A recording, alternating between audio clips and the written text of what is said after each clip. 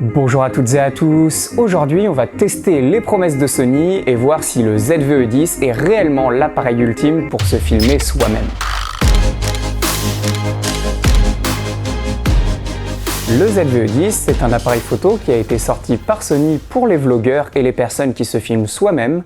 Il n'est donc pas axé sur la photo, même s'il a de très bonnes performances, puisqu'il a un capteur APS-C de 24 mégapixels, donc il a pas mal de luminosité pour un boîtier de cette gamme-là. Et en plus de ça, il a une rafale à 11 images par seconde, donc dans beaucoup de situations en photo, il sera performant. Donc ici, on va surtout s'axer sur les performances vidéo, et on parlera d'une option similaire chez Sony, mais plus axée pour la photo, à la fin. Pour commencer, comme c'est un boîtier qui est pensé pour se filmer soi-même, eh bien dans l'ergonomie, on retrouve différents points qui sont vraiment pensés pour. Notamment, le point le plus évident, c'est qu'on a un écran qui se retourne vers soi lorsqu'on veut se filmer. Ce qui est indispensable lorsqu'on se filme soi-même, puisqu'il faut avoir un retour pour quand même savoir à peu près comment on cadre. Et en plus, il pivote vraiment dans tous les sens. Il ne monte pas juste sur le dessus ou sur le dessous comme certains autres boîtiers. Là, on peut le mettre vraiment dans tous les sens, donc c'est très pratique pour se filmer soi-même. Également, on retrouve un voyant lumineux à l'avant qui s'allume lorsque l'on lance l'enregistrement pour nous dire qu'on se filme soi-même, puisque parfois, quand on est dans des situations assez lumineuses, on ne voit pas les petites indications écrites sur l'écran. L'enregistrement notamment est écrit en tout petit. Donc avoir ce voyant lumineux qui se voit tout de suite, c'est très pratique et on est vraiment content de l'avoir. C'est un indispensable sur les appareils où on veut vraiment se filmer soi-même. Également, un autre point très positif de l'ergonomie, c'est qu'en plus d'avoir une prise micro pour pouvoir enregistrer avec un micro externe un son de meilleure qualité que celui de l'appareil, Sony a rajouté une prise casque aussi, ce qui va vous permettre de vérifier que le son de votre enregistrement est bon, qu'il n'y avait pas de bruit de fond ou alors qu'il n'y avait pas une voiture ou un camion qui passe et qui gêne l'audio.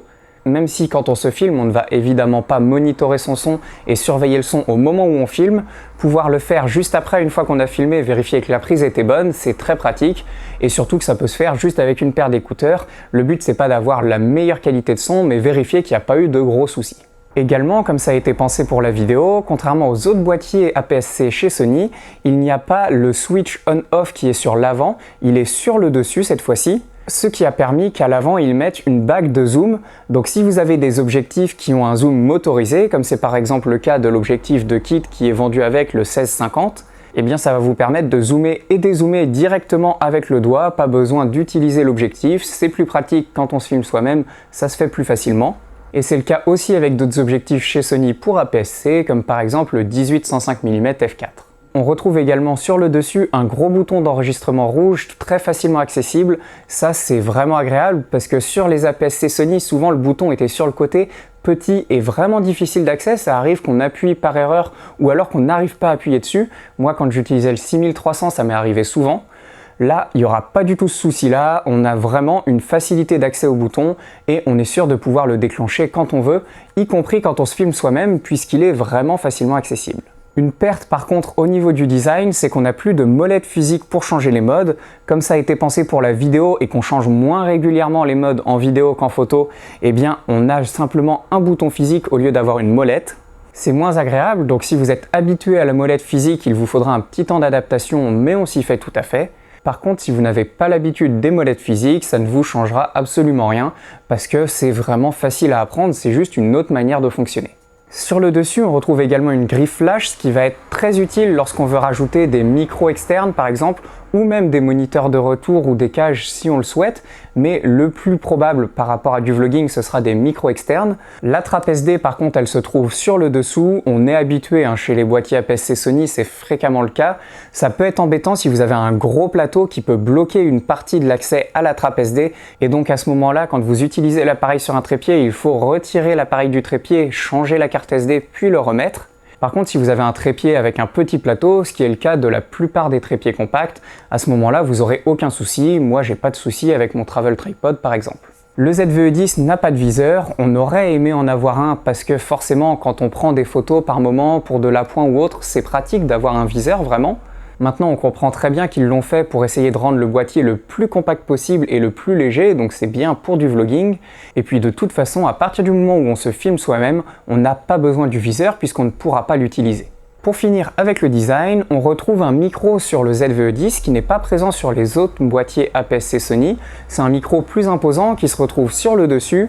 Le gros intérêt, c'est que vous allez pouvoir rajouter une bonnette anti-vent sur le dessus, ce qui va permettre, quand vous enregistrez en extérieur, d'éviter d'avoir les bruits de vent assez indésirables que l'on a parfois quand on enregistre sans ces bonnettes-là. Et en plus, elle est fournie dans la boîte, donc pas besoin de l'acheter en plus, contrairement au Nikon Z30 par exemple. On vous présente d'ailleurs tout de suite un test du micro interne de l'appareil pour que vous puissiez vous faire votre avis sur sa qualité. Vous entendez le son enregistré directement depuis le micro de l'appareil. Vous pouvez comme ça voir si la qualité du son vous plaît ou non. Et on en profite pour vous inviter à vous abonner et à laisser un j'aime juste en dessous si ce n'est pas déjà fait. Ça nous aide dans la création de nos vidéos. Dans tous les cas, on vous recommandera toujours d'avoir un micro en plus que vous rajoutez soit sur le boîtier, soit à côté, qui va vous permettre d'avoir à la fois une meilleure qualité sonore, mais surtout de cibler l'endroit où vous voulez enregistrer le son, ce que l'appareil ne peut pas faire puisque forcément il enregistre le son un petit peu partout de la même manière. Maintenant, comme c'est un appareil qui a été pensé par Sony pour du vlogging, comme ils le disent, donc c'est surtout pour des vidéos YouTube, ils ont rajouté des fonctions spécialement pour. Notamment, on retrouve une fonction de présentation de produit. L'intérêt, c'est que quand vous activez ce mode-là, la mise au point va se faire automatiquement sur le produit que vous présentez. Donc si par exemple je présente l'appareil devant moi puis que je le recule, il va faire la mise au point sur l'appareil, ce qui n'est pas fait d'habitude puisque le but ça va être de faire la mise au point sur l'œil ou sur le visage plus que sur un appareil habituellement. Donc pour pouvoir quand même présenter des produits facilement, eh bien on a ce mode-là qui peut s'activer ou se désactiver, ce qui est très pratique. Et l'autre fonction, c'est un mode de flou d'arrière-plan automatique. Lorsque vous appuyez sur le bouton qui déclenche la fonction, automatiquement, il va régler tous les réglages possibles pour avoir le plus de flou d'arrière-plan. Et lorsque vous rappuyez dessus, eh bien, il va désactiver ces réglages-là. Ça va vous permettre, si vous n'avez pas envie d'apprendre à faire les réglages manuellement de votre appareil en vidéo, d'avoir un avant et un arrière-plan qui soit le plus flou possible par rapport au matériel que vous utilisez.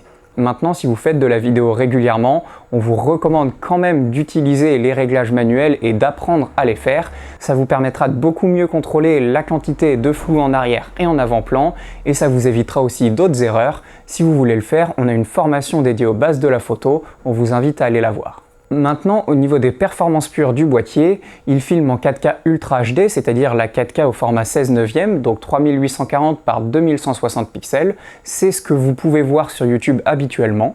C'est très pratique parce que ça va vous permettre de faire des recadrages dans votre image sans perdre en qualité. Et si vous voulez faire du ralenti, vous pouvez le faire jusqu'à 120 images par seconde en Full HD, donc ça fait déjà des ralentis 5 fois. C'est un ralenti très important qui va vous permettre soit de bien fluidifier vos plans filmés à la main puisque ça va ralentir les tremblements, soit de filmer du sport ou des actions très rapides en voyant bien tout le détail de l'action.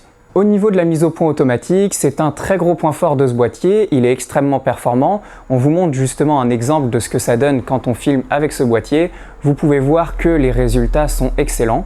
Maintenant, ça nous paraît normal, on est habitué chez Sony qu'on ait d'excellents résultats, mais il ne faut pas l'oublier que c'est pas toujours le cas, donc c'est bien de les avoir justement dans ce petit boîtier. Et à ce niveau de prix, c'est probablement l'appareil avec la meilleure mise au point automatique actuellement sur le marché. Si vous êtes intéressé pour pousser un petit peu plus le boîtier dans ses performances vidéo, vous avez également les modes log qui sont disponibles dedans, le S-Log 2 et le S-Log 3. On vous déconseille complètement d'utiliser le S-Log 3, ça va vraiment trop bruiter vos images pour un capteur APS-C, ça ira pas du tout. Par contre, si vous le souhaitez, vous pouvez utiliser du S-Log 2. Comme on est sur des fichiers en 8 bits, ça va forcément pas mal compresser votre image, donc vous risquez d'avoir des petits artefacts qui arrivent, mais c'est quand même très pratique de l'avoir pour du YouTube. Dans beaucoup de situations, ça vous permettra de gagner en plage dynamique. Si vous n'avez rien compris aux 10 dernières secondes de cette vidéo, il n'y a aucun souci, c'est simplement que vous n'avez pas besoin de ces fonctions-là. Actuellement, le ZVE10 se retrouve à un prix de 749 € en boîtier nu et de 849 € avec l'objectif de kit, le 16-50 mm.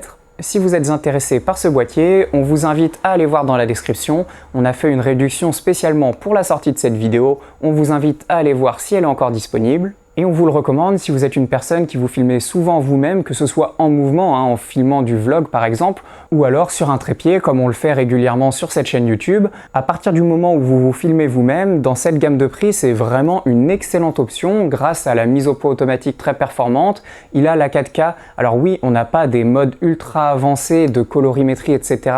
Mais en même temps, pour se filmer sur YouTube, on n'en a pas besoin.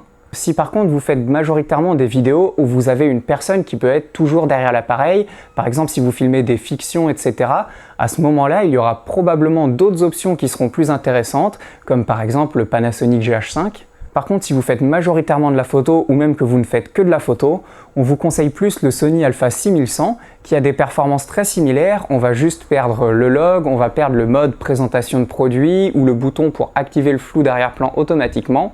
Ça, c'est des choses que vous ne trouvez que sur le ZVE10, mais globalement, en photo, l'énorme avantage, c'est qu'il a un viseur, donc ça va vous permettre de beaucoup plus facilement travailler votre exposition, et également, c'est plus agréable en photo de travailler au viseur au niveau de la prise en main, donc pour ça, on vous conseille plus le 6100. Bonne journée à toutes et à tous!